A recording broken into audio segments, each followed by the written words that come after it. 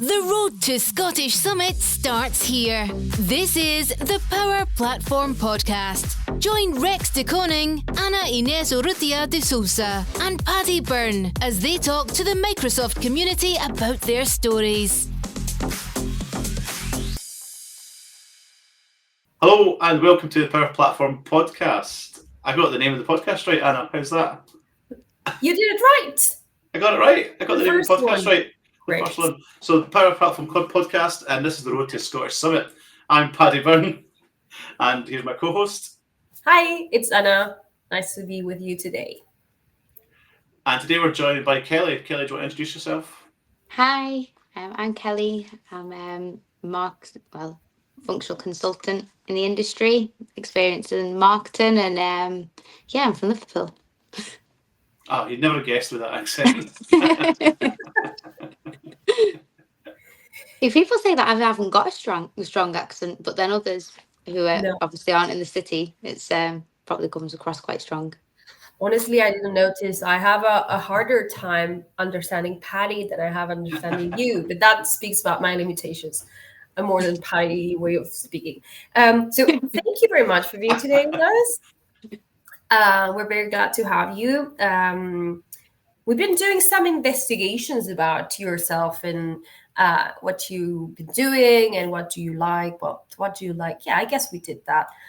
And we found out that you have a very interesting background. And I think that will be great if you could share it with everyone that's listening, because your story and the journey you got here, without spoiling the future questions that we will ask, it's really, really interesting. So if you can share that with us, it would be great. Yeah. So how far back do you want me to go? Since 1991? No. I wasn't even born then. Oh, you're making me feel old now. So I can't tell you about 1991. I guess I can do a quick summary of how I when I started studying, I studied psychology university, and in psychology, because I didn't know what I wanted to do. I think it's very hard when you're in college to decide what you want to do for your future. And when I was studying psychology, one of the reasons why I chose it is because you had all of the different avenues you can go down, like criminal psychology, child psychology, and I thought out of all of these different avenues, I'll enjoy something. And I ended up falling sort of in love with the consumer, in industry, and understanding like the reasons why purchase behavior and why people would purchase something, that's not good for them, but wouldn't purchase something that could potentially, be a health benefit to them, like hearing aids, for example, and the stigma around hearing aids and the health and everything like that. And that led me into a marketing executive position, funny enough, in a hearing aid manufacturing industry. Wow. So that's where my marketing journey began. I mean, they were very supportive. I was very fortunate to work in a role where it was just a team of two. So it was me and my manager. And he was great. Like he was brilliant at like giving me the autonomy and showing me what to do with like Adobe Creative and everything like that. So I got very hands-on with organising events and then helping like audiologists or independent audiologists for UK and Ireland with like their marketing strategies and like their marketing campaigns for selling the products and stuff. So it was really fun, really, really interesting. And then I sort of thought, I want to do something a little bit more analytical. So I ended up going into the employer branding industry. And in the employer branding industry, like my role was very much at the foundations of employer branding. So going in to companies and understanding and getting to the nitty gritty of why people love what they do and why people are, working at a particular company, why they're in the role, what they enjoy about it, what they hate about it. And you can probably imagine a few years ago when I was in that position, all of the recruiting agencies that we were doing the work for at PH Creative, they were recruiting heavily in the tech industry.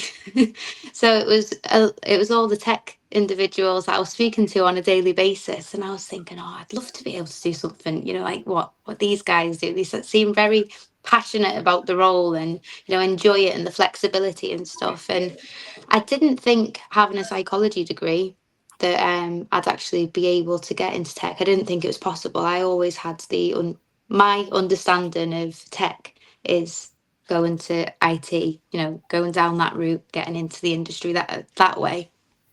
And it was actually my sister Elise, who's also she's in the industry. She told me about Power Objects and their like consulting and training program, and she was like, oh, I think you'd be a great fit at the company. She told me everything about the company, and I thought, I'm very interested in getting into the tech role that way. And it was like I think it was around 6 or 8 weeks, like intense, like master class, of power, like the whole like system of sales, customer service, Power BI, and I mean, I'm pretty sure the system's probably changed since then because of all the releases, but because I've not touched Power BI probably since. But it was intense, and I'm not going to lie. The first 2 weeks, I actually rang Elise and I was like, "What have you got me into here? Like, I can't understand this. I don't know anything at this. It might as well be in Spanish, like for all as I know." But it was amazing because at the end you do like a little mini project, and it was just very, very much like you learning from everyone, and everything just starts clicking together, and you're like, okay, so that's what that means, and that's what that is. And the journey sort of took off from there, really, into the industry. It's a really fun story. And I was surprised when I was doing my research. I'm also a psychologist, and I had a very similar path that you had. I started in psychology, and then I thought the same as you did. Okay, I want to work with people, but human resources, like the diploma, is too tight. It's just too niche. So maybe I do psychology, and if I end up in HR, perfect. But if I don't like it and I want to go, to clinical or whatever, it's like multi-option. So it was the same process that you went through, and here we are in tech. I think that's a fantastic story. Have you ever spoken about that in a session or anything, Kelly? No, I've not. No, I'm open to like people who I talk to and stuff about how I got into it, but no, I've never done it. I think that would make a fantastic session for a conference or event. I absolutely think that your next session submission should be based on that story, because it's really inspirational. Particularly, when you are young and you go to get you go to degree. I went to university. I did physics. Everybody said do tech because I was quite good at tech. And I was only 16 when I went. I applied, so I knew better than everybody else. So I did physics, and I completely flunked out. And you don't know. I'm like, what am I going to do? That's me. I've ruined my life. Well, I'm never going to get a job, because you think that when you're that age, you're young. You think, that's it. I don't know what I'm going to do. And then I just started from the ground up and just worked at a call center, technical call center, and found CRM and built Dynamics. But I think that's such an inspirational entry. You should. And I'm writing down the homework. I have it. I will make note of that. So for next year's session, I'll make note of that.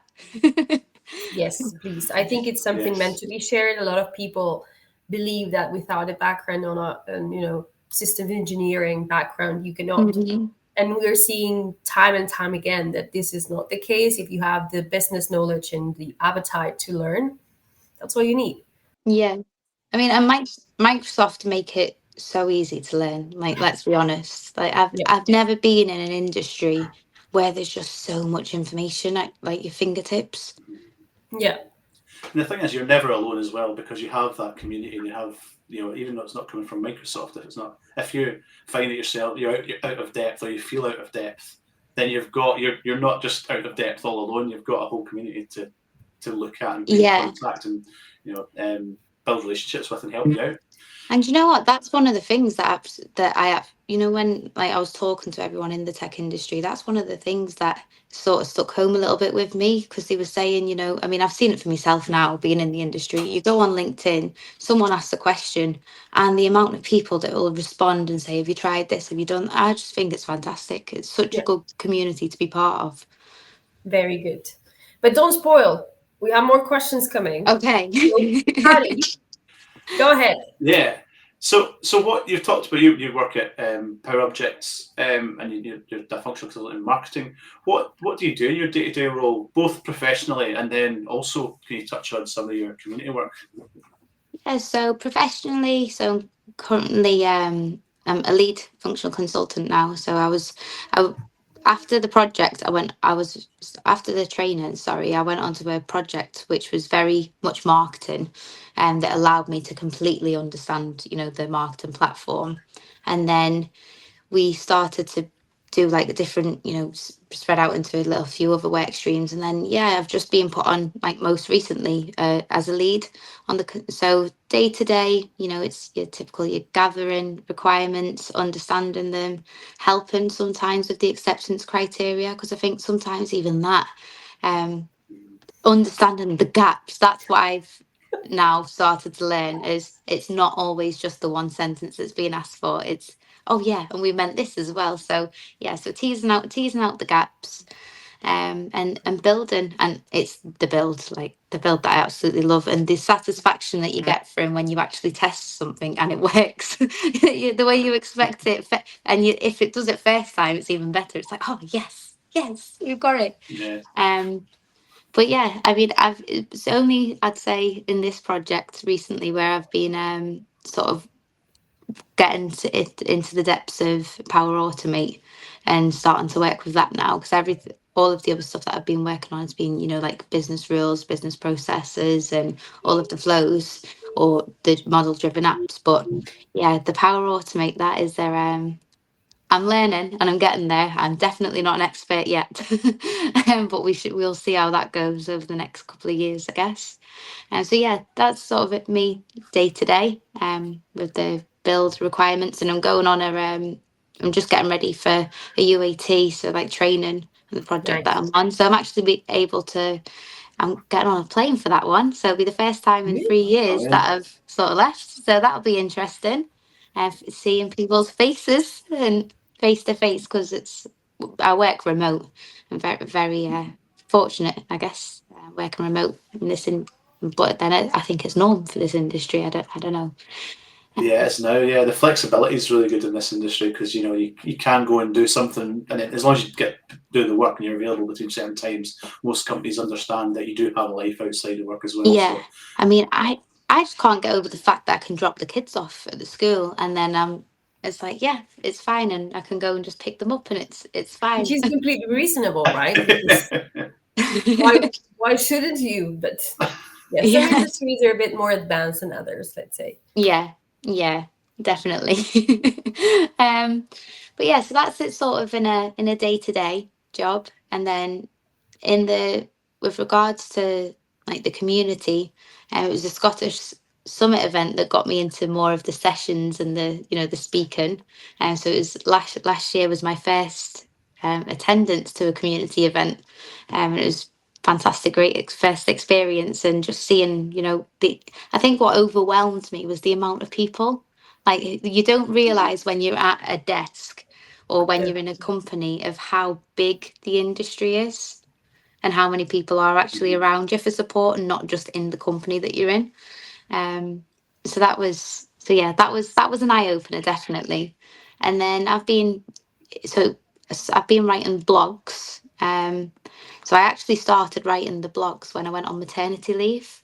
Now this is going to sound terrible now, but I thought when I was on maternity leave, I had a bit of time to spare when the baby was sleeping and stuff, and I was thinking, oh, I wonder what features have been, like, released, or trying to keep on top of it. But then, it sounds terrible. Great. Yeah. But I don't know. I think the second time round, there's only so much Peppa Pig and Cocomelon and stuff like that you can listen to before you go like mind crazy. So I was like, oh, yeah. The reason with me writing stuff in maternity leave as well, though, I think because I was so new to the industry. Now this is going to sound, it's just me worrying. I was thinking I don't want people to forget me. Like when I go off on projects, if when you, because I'd only been in like I think it was about 18 months, and then I was on maternity leave. I was thinking, oh, like what if they forget about me, and then I come back and it's the system has just changed completely all over again. So I thought, right, I'll start a blog and I'll do my notes and I can refer to that, and I'm keeping up with the feature releases, and yeah, it's amazing how much can change in 6 months, to be fair.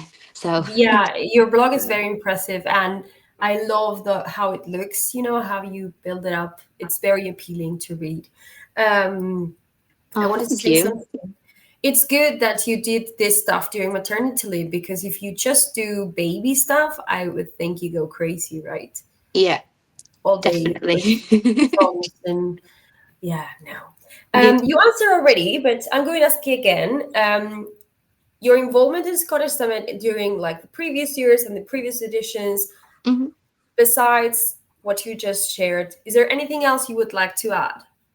Yeah, so I think so the Scottish Summit that I mean when I attended last year, and it being in Manchester, I just thought it was brilliant. The of just how many sessions were available. I mean, you're almost spoilt for choice, and it was like I think, oh, which one do we go to? And that's it's a good problem to have, but it's Yeah. also like, oh, I need to see. I wish I could have seen their session. So I think it's great for definitely for people who haven't been before, to get a taste for the community and to learn, because you definitely learn. I mean, I attended quite a couple of the sessions, which were very like fast paced, of like 10 like top 10 tips, or because I was fairly new to the industry still. So I found them really beneficial for, like, it's almost like quick best practices that you wouldn't sort of have in day-to-day discussions, because everyone at times can be busy. So I found those really useful and helpful, and I definitely came away with a lot more friends in the industry than I had previously as well. It's a very welcoming community, I think. Mhm. Yeah. I say one of the great things with these events as well is that you do get that sort of quick overview, and then if you want to, you can ask the questions. A lot of the times, the virtual events are watching, pre-recorded webinars, training videos, etc. Mhm. You don't have that interaction. You can't say, "Oh, hold on, 1.5 there. Why did you do that?" And I Yeah. find that a really good thing at these events, being able to just engage with whoever's presenting and teaching you. Yeah, because I mean, I know obviously there's some sessions are bigger than others, but the couple that I attended, because there was a nice amount of people in the room, it was very much like interactive and question and answering, and just almost like a mini discussion and conversation in the middle of it. But it wasn't like, it didn't feel like wasn't supposed to be happening. It was great.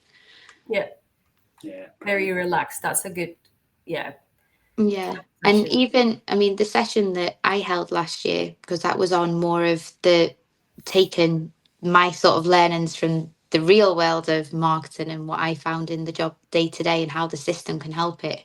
Um, just like the questions that people are asking, because I think unless you've been in that role, sometimes it's, as a developer, you can say, oh yeah, yeah, we can do that, but should you actually in practice do that for a particular function? I mean, the example like we were talking about in the session that I had was, we were asked to lock down the colour of a button being changed, on like on the forms and the emails that you send out and stuff. So it could only be the one colour. And I was like, yeah, we can do it, but why?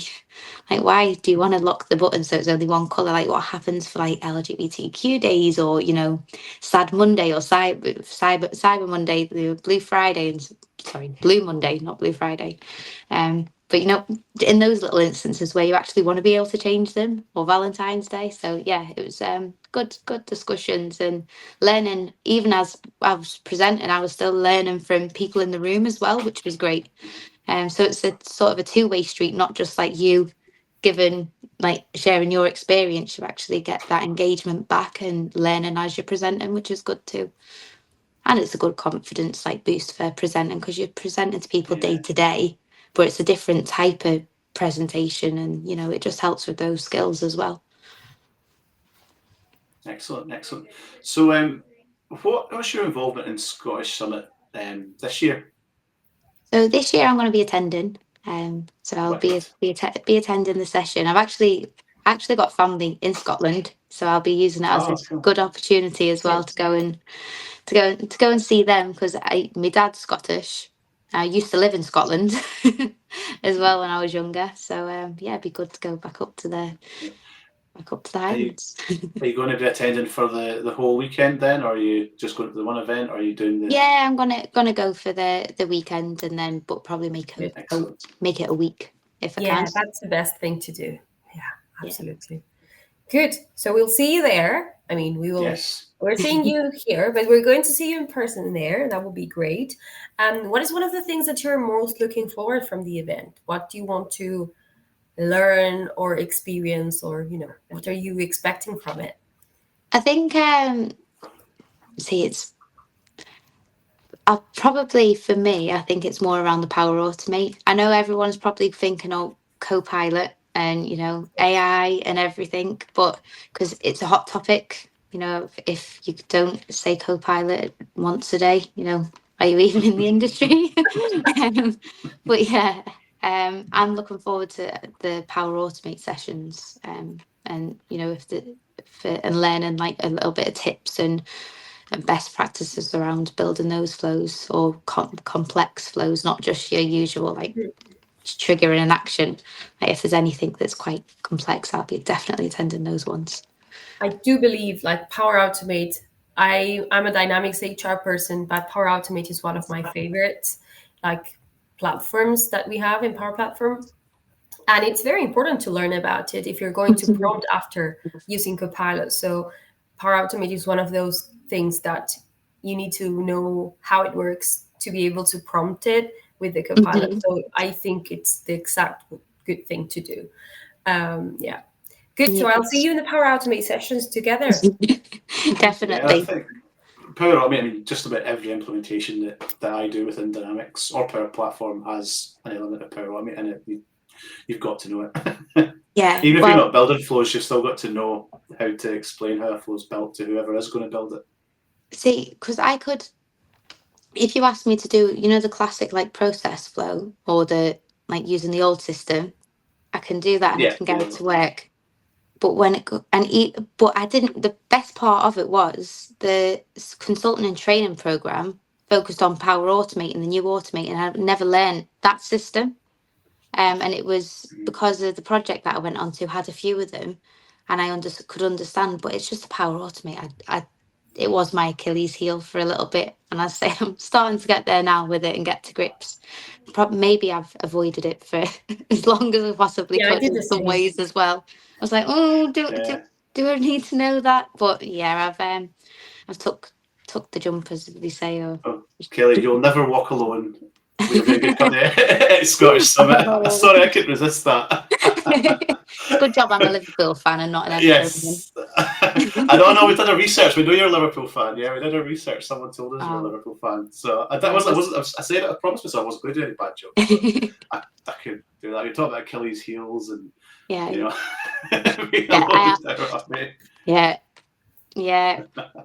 Don't let it slip. I've heard that one before as well. Yeah. Do you know what I am gutted about Klopp though? I'm really, really gutted about Klopp. I think we all are. But I don't know anything about football. Sorry, Kelly. He was the manager, and he was an amazing manager, and he brought an already like close City like even closer. It was just amazing what he done with the community. But yeah, that's a subject for another day. And when I see you in person, I'll chat football. You need to chat. There's a few Liverpool fans in the community, isn't there? Malon's a Liverpool fan. And Mark Beard's a Liverpool fan. Yeah. Cookie's a Liverpool fan. So you're loads of Liverpool fans within the community, and you'll be in person. We can do the match for you. We can be your co-pilot. So if you see us crying in a corner and at any time during Scottish Summits, it'll be because we're talking about Klopp. And we still won't have got over it. Still not got over it.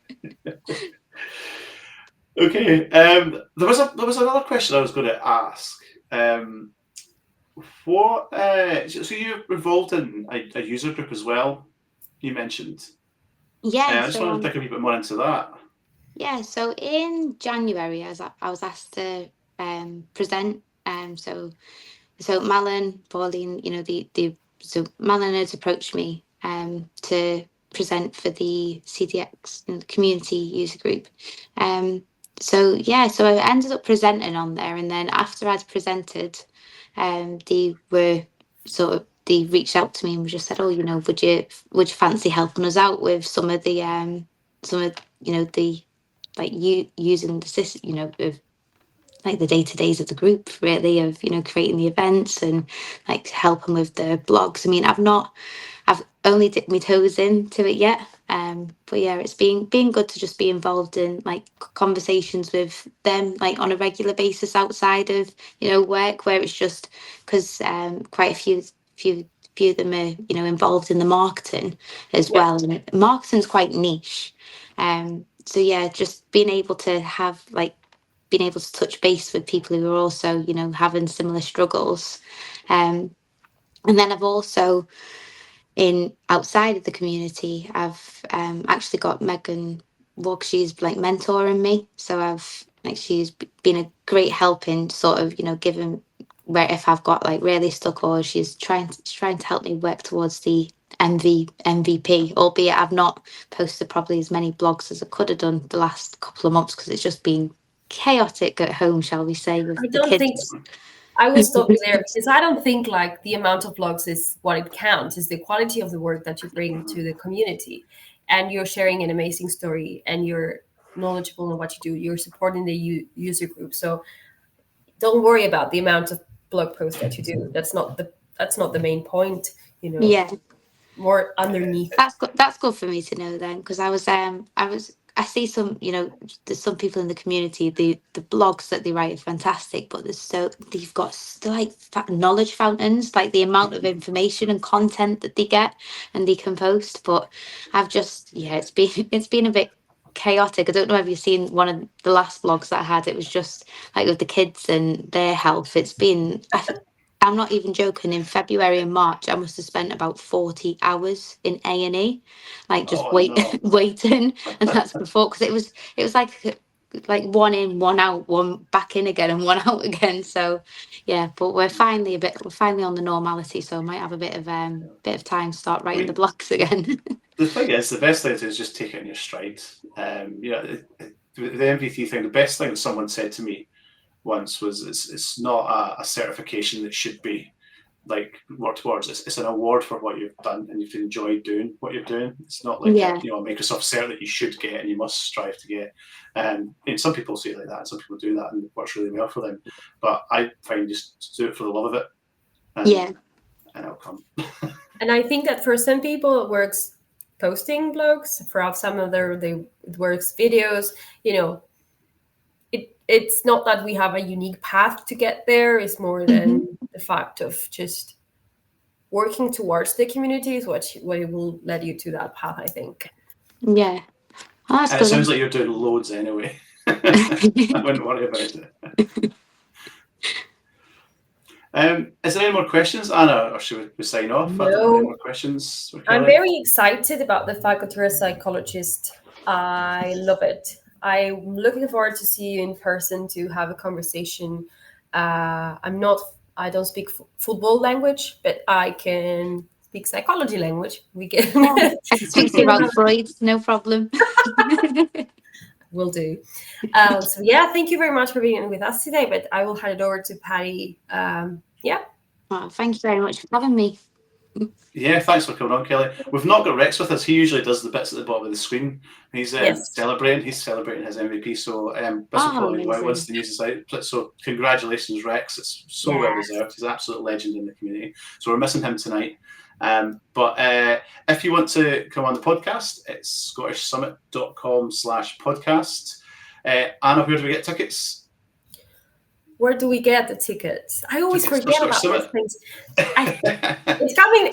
You can read it underneath. Get your free tickets from scottishsummit.com. slash tickets. Slash tickets. See, this is what happens when Rex's not here. We don't have the scroll. Yeah, he does. He does. Yeah. He's a wizard. And I'll try the hashtag. The hashtag for all your social media posts is #Scottish Summit 2024. Thanks for listening, and we'll see you next time. Bye. Thank you. Bye. Thank you. Bye. The road to Scottish Summit starts here.